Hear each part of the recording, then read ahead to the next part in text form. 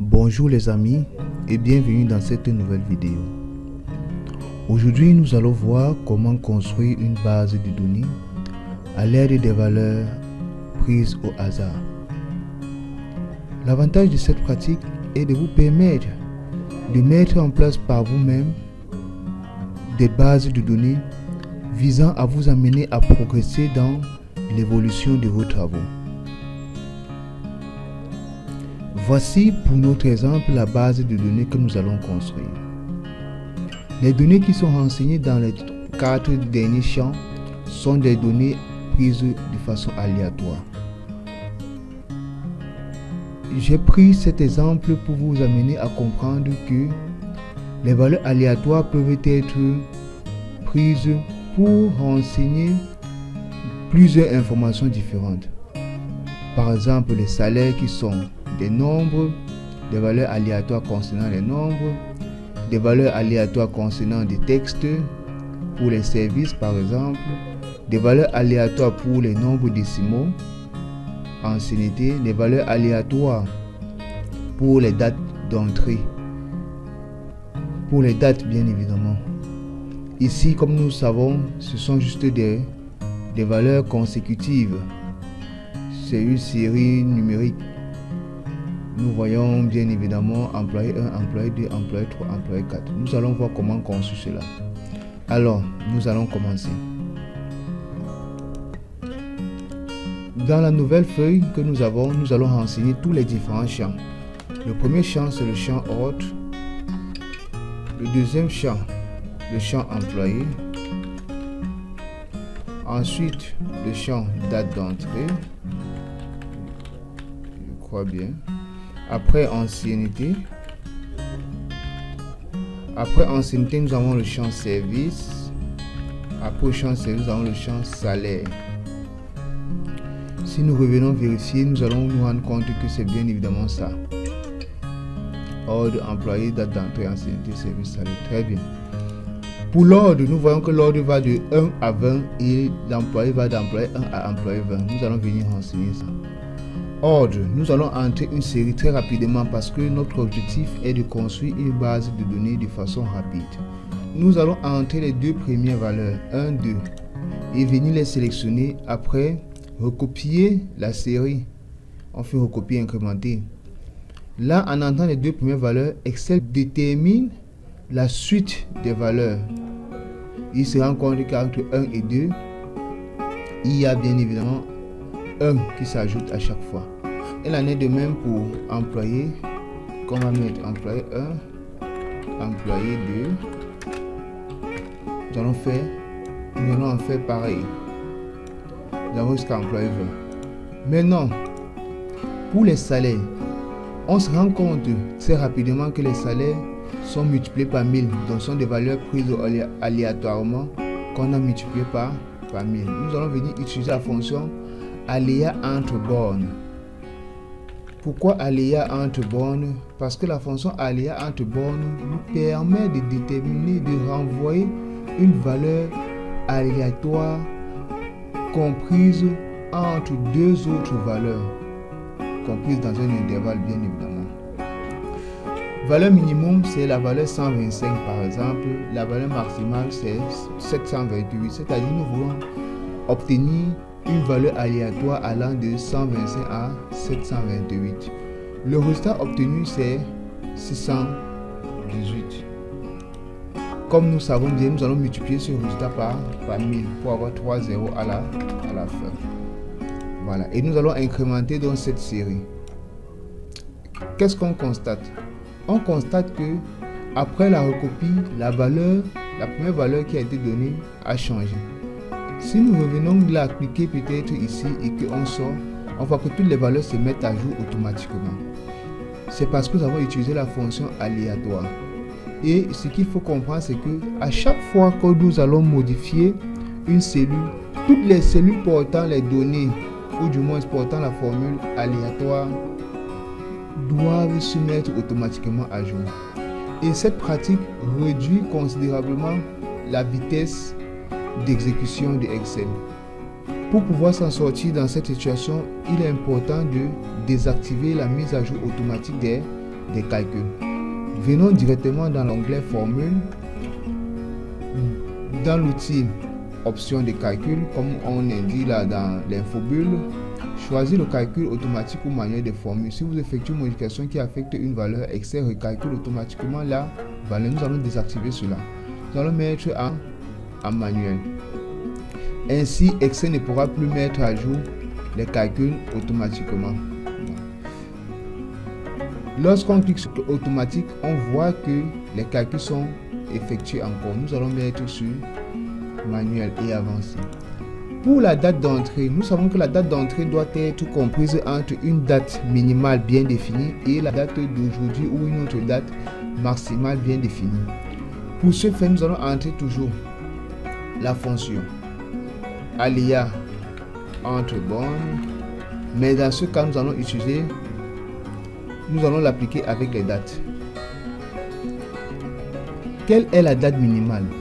La date minimale, c'est une date que nous allons fixer. Prenons par exemple 1er janvier 2000, c'est-à-dire 010101. Si nous entrons par exemple 1er janvier 2000, en faisant ainsi, Excel doit nous renvoyer une valeur qui n'est pas ce dont on demande. Point virgule, nous allons travailler pour voir le résultat. Aujourd'hui, nous fermons et nous validons. Regardons bien, voilà la date minimale que nous avons renseignée dans Excel et voici la date maximale, la date d'aujourd'hui. Si nous validons, nous voyons que Excel nous renvoie une valeur numérique. Pour afficher la date, nous allons venir ici sur format de date, mettre sous forme de date courte. Nous voyons que c'est le 5 juillet 1972 qui n'est pas comprise entre le 1er janvier 2000 et la date d'aujourd'hui. Corrigeons rapidement cela en modifiant la formule. Lorsque nous venons ici, dans la date minimale, il est important de demander à Excel de reconnaître ça comme date. Ce qui fait que nous allons entrer plutôt la fonction date val qui permet de convertir une date donnée en texte sous forme de date ou de valeur d'une série représentant la date. Nous allons donc mettre la date d'aujourd'hui entre les côtes 01/01/2000. Une fois fait comme ceci, nous validons le résultat. Nous voyons bien évidemment que la date a été renvoyée de façon aléatoire entre le 1er janvier 2000 et la date d'aujourd'hui. Nous allons incrémenter cela. Nous nous rendons compte que la même date a été reproduite jusqu'à ce que nous allons mettre le calcul de façon automatique pour que les dates se mettent à jour. Mais nous n'allons pas faire cela, nous allons plutôt venir sélectionner, puisque si nous faisons cela, Excel va recalculer l'ensemble des formules. Ça peut ralentir donc l'exécution des calculs dans Excel. Pour éviter que cela soit là, nous allons venir sélectionner notre plage de cellules, venir comme si nous voulons modifier la formule, cliquer en cliquant dans la zone de formule. Maintenant la touche contrôle et cliquons sur entrée. Là nous voyons que cela a été fait automatiquement. C'est quoi l'importance de maintenir la touche contrôle avant de valider? L'importance de maintenir la touche contrôle avant de valider permet tout simplement de pouvoir affecter une même valeur à l'ensemble des cellules qui ont été sélectionnées. Prenons un exemple. Si je veux par exemple dans cette cellule-ci, entrer une même valeur, par exemple 123. Lorsque j'entre 123, c'est la dernière cellule qui est sélectionnée, qui prend la valeur. Afin que le 123 s'applique dans le reste des cellules sélectionnées, je vais maintenir la touche contrôle et valider sur entrée. Nous voyons par miracle que l'ensemble des cellules sélectionnées portent la même valeur. Revenons dans le vide pour notre sujet.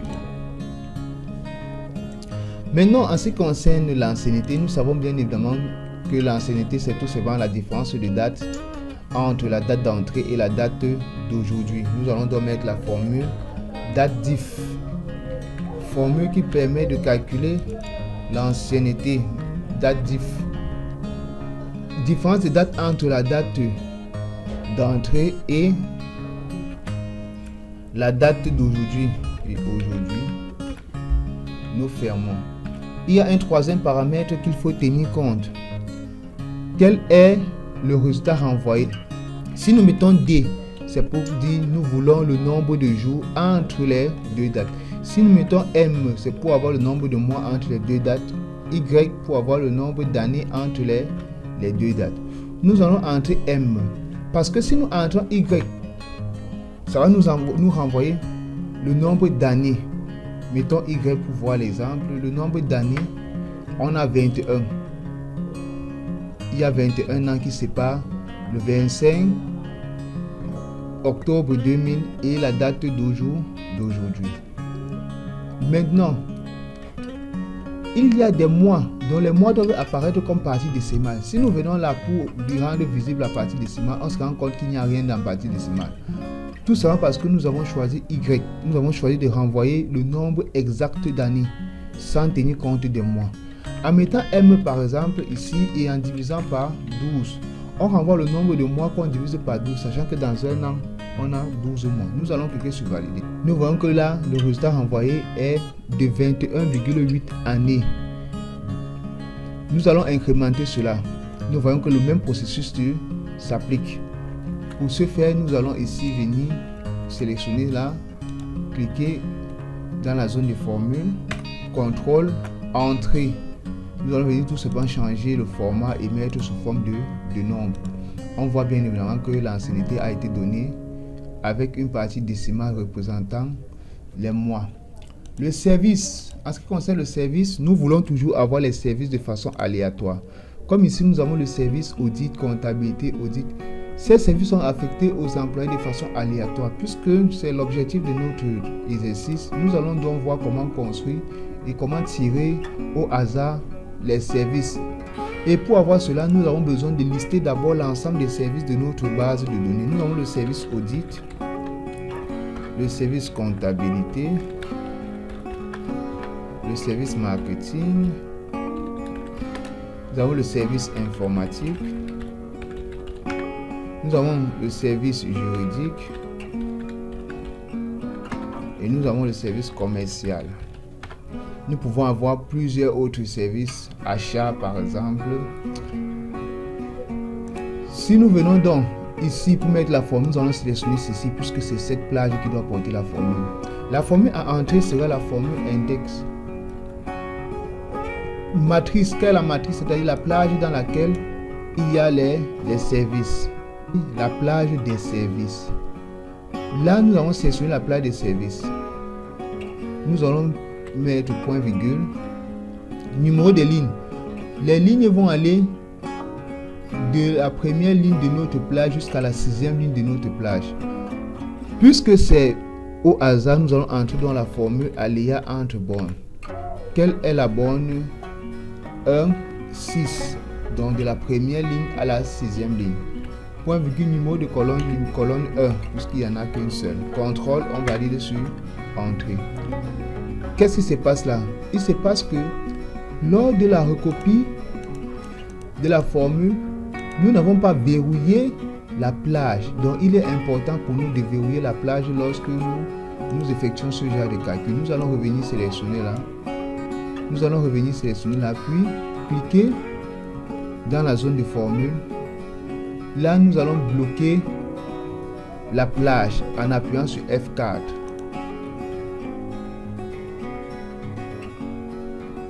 En appuyant sur F4, nous voyons que contrôle entrée nous donne le résultat directement.